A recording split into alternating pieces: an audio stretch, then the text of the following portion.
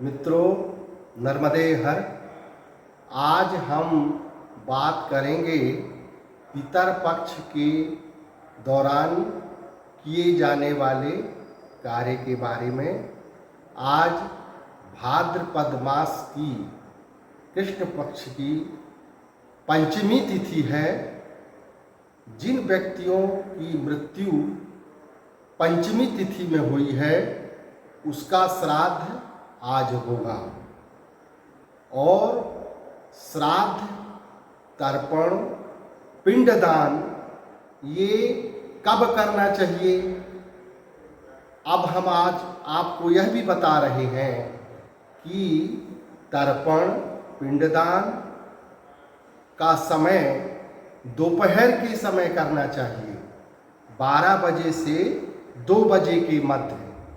इस बीच में तर्पण करने से, पिंडदान करने से हमारे जो पूर्वज हैं, पितृदेव हैं, वो प्रसन्न होते हैं। और पितृपक्ष में जो भी कृत्य हम करेंगे इसी के बीच में करेंगे। आज हम आपको यह भी बताने जा रहे हैं कि पिंडदान, तर्पण गया जी में करने का बहुत बड़ा महत्व है।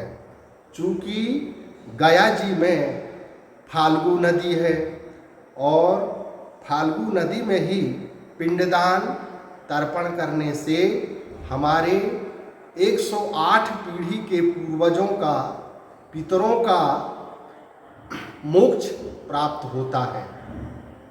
और बोध गया में सतयुग में ब्रह्मा जी ने अपने पूर्वज का पिंडदान किया था। त्रेता युग में राम जी ने गया जी में अपने पिता श्री दशरथ जी का पिंडदान, तर्पण किया था। और आज हम आपको ये भी बताएंगे कि जिस व्यक्ति की मृत्यु, अकाल मृत्यु हुई है, उस व्यक्ति का श्राद्ध, पिंडदान, तर्पण करने से गया जी में उसको मोक्ष प्राप्त होता है। अब हमारे मन में यह भी प्रश्न उठता है कि हम जो पिंडदान, तर्पण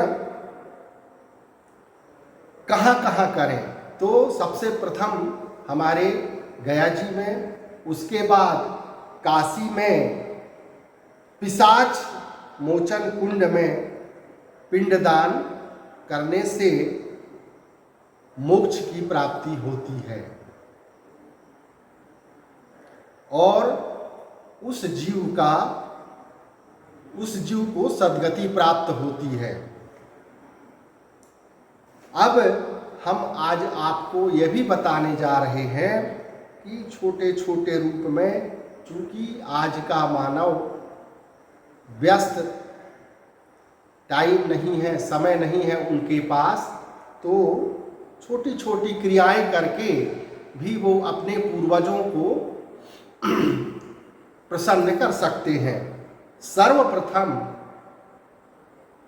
सुबह नहा धोकर जो हमारे मुख्य दरवाजा है वहाँ पर पितरों के निमित्त एक लोटा जल, शुद्ध जल रखना चाहिए।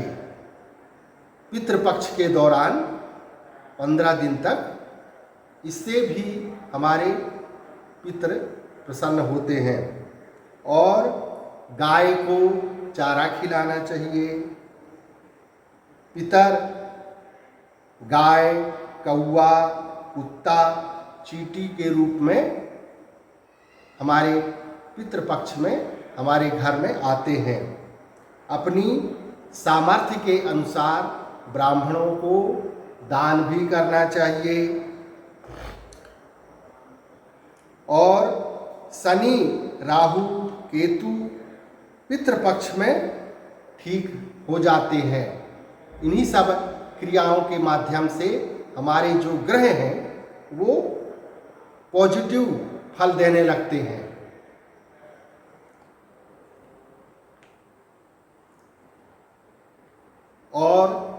पीपल का पौधा लगाना चाहिए और तर्पण करने से पितृ प्रसन्न होते हैं। अच्छा, एक सवाल यह भी है कि हमें तर्पण, मार्जन, पिंडदान कैसे करना चाहिए। तो पितरों की जो दिशा है वो दक्षिण दिशा है। दक्षिण दिशा में मुख करके हमें तर्पण करना चाहिए, पिंडदान करना चाहिए। कौवा को भोजन कराने से पितरों को भोजन मिलता है।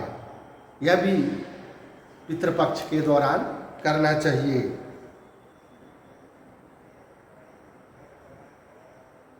अब हम आपको यह भी बताएंगे कि तर्पण कैसे करें। तो एक परात होती है गहरी, अब हमारे अपने सबके यहाँ होती है, एक पीतल की परात होती है।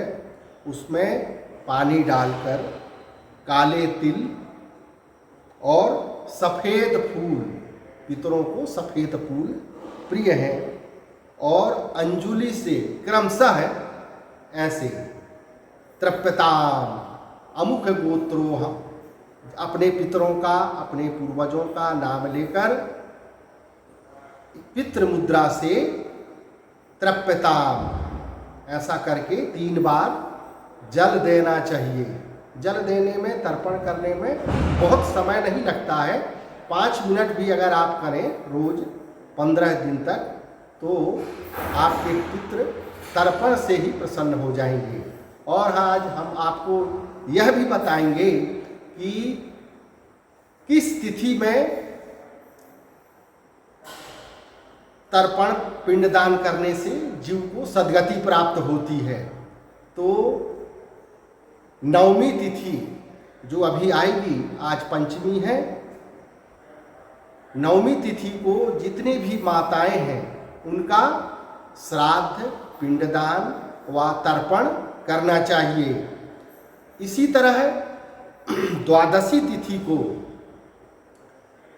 जितने भी संत, महंत, साधु, सन्यासी हैं उनके निमित्त श्राद्ध, पिंडदान, तर्पण करने से उनको भी सद्गति प्राप्त होती है। और जिस व्यक्ति को, जिस परिवार में किसी को अगर उस तिथि का ज्ञान नहीं है, तो पितृमोक्ष अमावस्या आती है, जो लास्ट में आपको 21 सितंबर को पड़ेगी।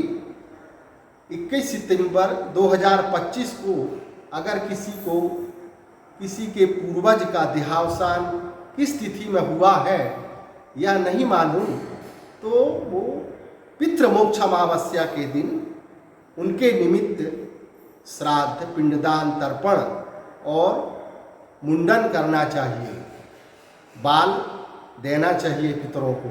ऐसा हमारे शास्त्रों में, गरुड़ पुराण में लिखा है।